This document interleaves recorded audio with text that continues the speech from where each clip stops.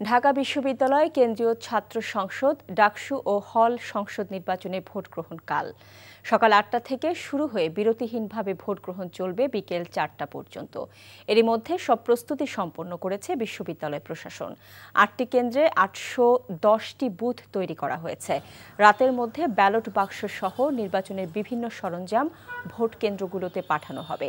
এদিকে নির্বাচনকে ঘিরে পুরো ক্যাম্পাসে ৩ স্তরের নিরাপত্তা ব্যবস্থা নেওয়া হয়েছে। ক্যাম্পাসে থাকবে অস্থায়ী পুলিশ কন্ট্রোল রুম। সেখানে আইনশৃঙ্খলা রক্ষায় নিয়োজিত থাকবে পর্যাপ্ত পুলিশ।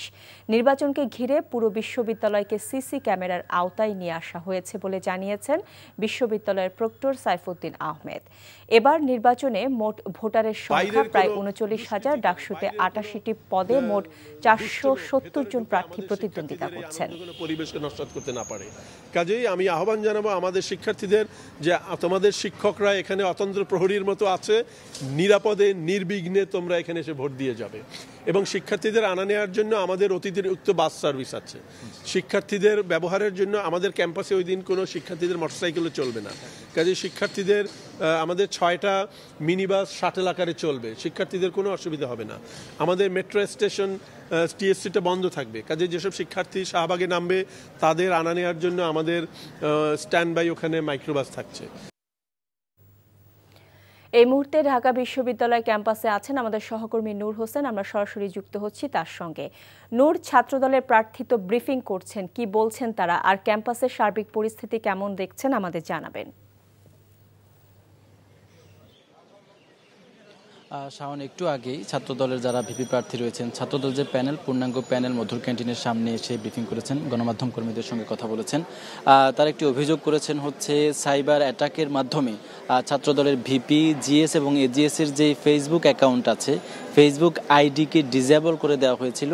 অর্থাৎ তারা চেষ্টা করছেন, তাদের যে আইটি টিম রয়েছে তারা চেষ্টা করছেন সেগুলো আবার পুনরায় সক্রিয় করবার জন্য, কিন্তু তারা এই অভিযোগটি করেছেন প্রতিপক্ষের যারা সাইবার অ্যাটাকার রয়েছেন তারা অ্যাটাক করে তাদের আইডিগুলোকে ডিসেবল করে। একই রকমের অভিযোগ আমরা ছাত্র শিবির সমর্থিত যে প্যানেলটি রয়েছে সেই প্যানেলের পক্ষ থেকেও পেয়েছি। ছাত্র শিবির সমর্থিত প্যানেলের ভিপি প্রার্থী সাদিক কায়েমের যে Facebook account, verified Facebook account রয়েছে সেটি এবং আরও বেশ কয়েকজন প্রার্থীর অ্যাকাউন্ট এখন পর্যন্ত ডিসেবল করে দেওয়া হয়েছে এবং তারাও বলছেন যে তাদের যে আইটি টিম রয়েছে তারা চেষ্টা করছেন যে যাতে করে সেটি পুনরুদ্ধার করা যায়, পুনরায় সক্রিয় করা যায়। এর বাইরে বিশ্ববিদ্যালয়ের যে সার্বিক পরিস্থিতি সেটি বলা চলে হচ্ছে যে কি ভোটের জন্য অপেক্ষা। শিক্ষার্থীরা হয়তো কয়েক ঘন্টা পরে, প্রায় 18 ঘন্টা পরে তাদের যেই ভোট বহুল প্রতীক্ষিত সেটি দিতে পারবেন, এমনটি আমরা দিতে পারবেন। এছাড়া এর জন্য যে এই ধরনের প্রস্তুতির দরকার বিশ্ববিদ্যালয় প্রশাসনের পক্ষ থেকে, চিফ রিটার্নিং কর্মকর্তার পক্ষ থেকে, আইনশৃঙ্খলা রক্ষাকারী বাহিনীর পক্ষ থেকে সব প্রস্তুতি সম্পন্ন করা হয়েছে। 8টি ভোট কেন্দ্রে নিরাপত্তা ব্যবস্থা থেকে শুরু করে সিসিটিভির আওতায় রাখা শুরু করে বুথ থেকে তৈরি থেকে শুরু করে সব কাজই মোটামুটি সম্পন্ন হয়ে গেছে। এবং প্রক্টর এবং চিফ রিটার্নিং কর্মকর্তার সঙ্গে আমরা কথা বলেছি, তারা বলছেন হচ্ছে আজকে রাতে ব্যালট বাক্স যেগুলো রয়েছে, ব্যালট বাক্স সেগুলো প্রত্যেকটি কেন্দ্রে পৌঁছে যাবে এবং সকালে রিটার্নিং কর্মকর্তারা সাথে করে ব্যালট পেপার নিয়ে যাবেন এবং সেখানে সাংবাদিক সহ পোলিং এজেন্টদের উপস্থিতিতে সেই ব্যালট বক্সগুলো খোলা হবে, এরপরে সিলগালা করে ভোট গ্রহণ শুরু হবে। শাওন, জানছিলাম ডাকসু নির্বাচনের প্রস্তুতির খবর। বান্ডেল থাকলে প্রতি সেনমানিতে টাকা বাঁচবে। বিকাশ সেনমানি বান্ডেল কিনে জিতুন প্রতি লেনদেনে।